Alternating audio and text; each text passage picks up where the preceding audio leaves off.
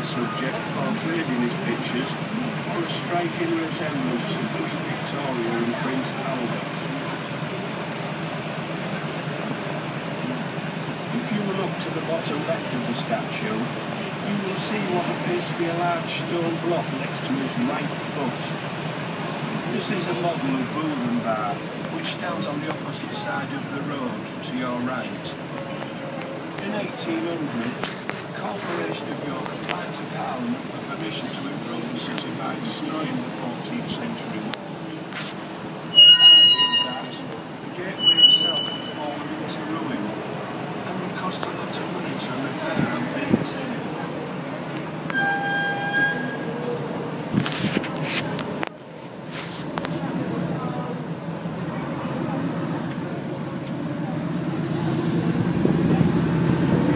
Travelling down Chilly Gate, many of the streets being covered rise from quite Gata, meaning street. As we travel down Chilly Gate, look to the right, the Cactus Trading Post, and behind the lamp on the wall is a little white cat. This was the signature of Tom Allen, the York architect. There are some 23 cats.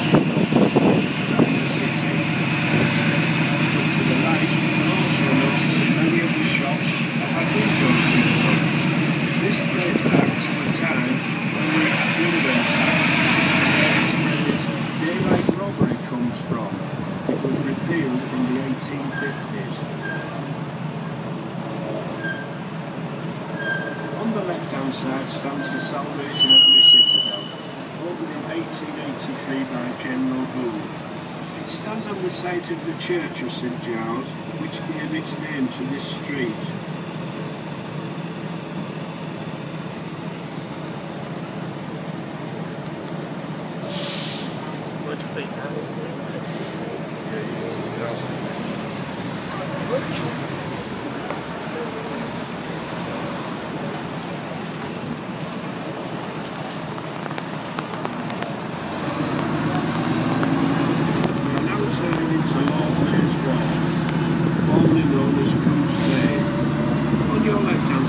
University of York St John, and on the right some views of the city walls. The corner tower you'll see first is known as Robin Hood Tower. In this area the walls follow the route of the original Roman defences, and the ditch at the foot of the walls is where the moat would have been. Looking above the walls to the right, you will see a conical shaped roof, and that is the chapter house, Minster. Where it was decided where the monies were to be spent in the city. The area covered in scaffolding is the Great East Window. It is the largest expanse of medieval stained glass to survive in England. It is the work of John Fraser of Coventry. It was a 10-year project, and it will cost between 21 and 23 million pounds to complete. As we approach the traffic lights, look above the rooftops to the right, and you will see the Wild Men of York on top of another gateway, Monkgate. The life-size stone figures holding boulders, looking ready to deter invaders from attacking the city.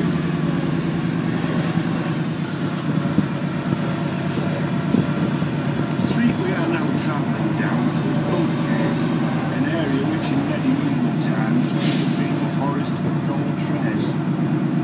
As we look to the right, number 44 is where the Railway King lived, George Hudson.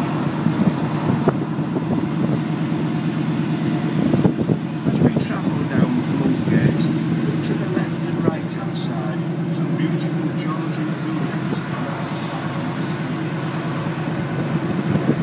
On the right hand side, left of Monkgate, is the Brigadier Gerard Pub.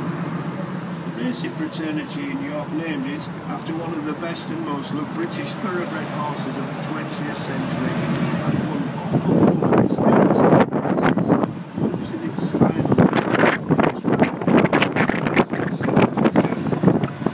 not beaten a short head by a racehorse called Roberto, ridden that day by the famous jockey Big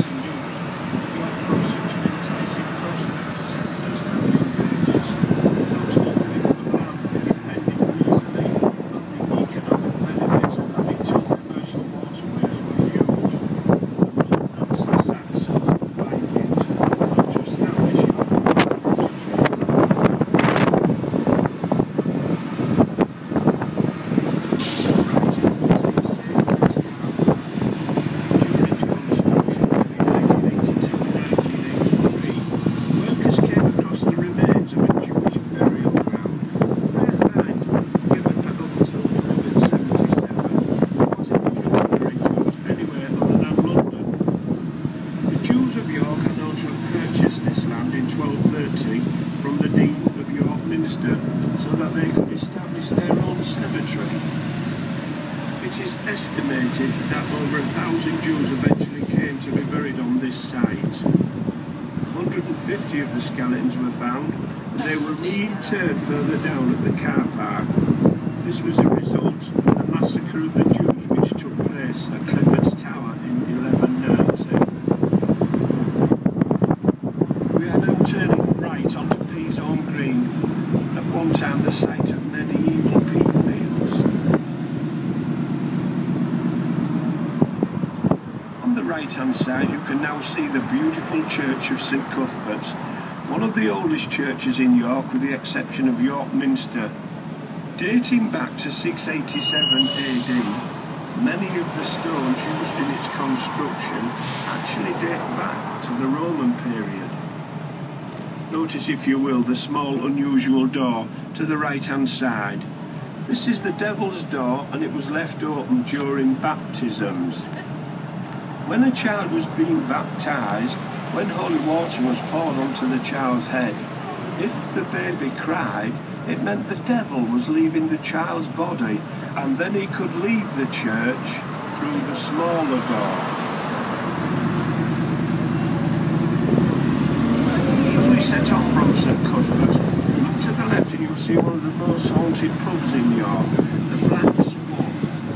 It is said the Black Swan is haunted by some 3 ghosts in there.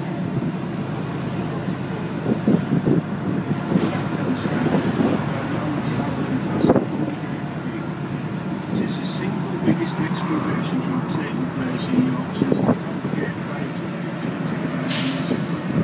The dig was due to take 5 years, and we hope to find York's last Roman amphitheatre. Looking to your right hand side, you now see the concrete palace that is Stonebow House. Voted as the ugliest building in York on numerous occasions, and described as a carbuncle on the face of the city by the Prince of Wales, Stonebow House is in fact meant to be skipped up. We are now at our Stonebow stop. You may get off here to visit the Shambles, Merchant Adventurers Hall or the town centre. If you look to the front of the bus on the right hand side, you will see Whitmar Watmar Gate, the shortest street in York with the longest name. The street itself is only 35 metres in length, stretching from the litter bin on the corner to the end of Duncan's sandwich shop. There are a number of thoughts as to the origin of the name Whitmar Watmar Gate. One theory is that it comes from the old whipping post which once was located here. The whipping post is where petty criminals and nagging wives were brought to be publicly flogged. You could literally whip mar and what mar.